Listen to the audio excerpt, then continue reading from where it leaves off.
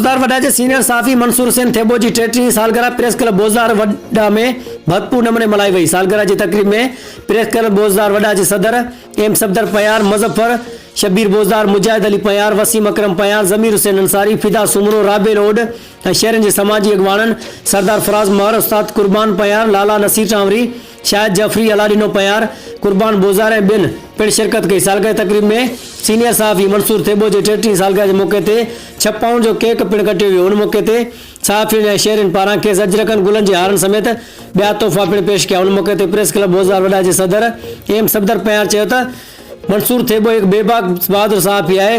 हिन हमेशा हक़ ऐं सच लिखी पंहिंजो नालो कमायो ऐं पंहिंजे साबिती कलम ज़रिए ग़रीबनि जो आवाज़ आलाए माण्हुनि ताईं पहुचाइण में अहम किरदारु अदा कयो आहे। असांखे सालगिरह जी मुबारकबाद पेश कयूं था। उन मौक़े ते ज़मीर अंसारी, मुज़फ़र शबीर बोज़दार ऐं ॿियनि पिणु ख़िताब कयो।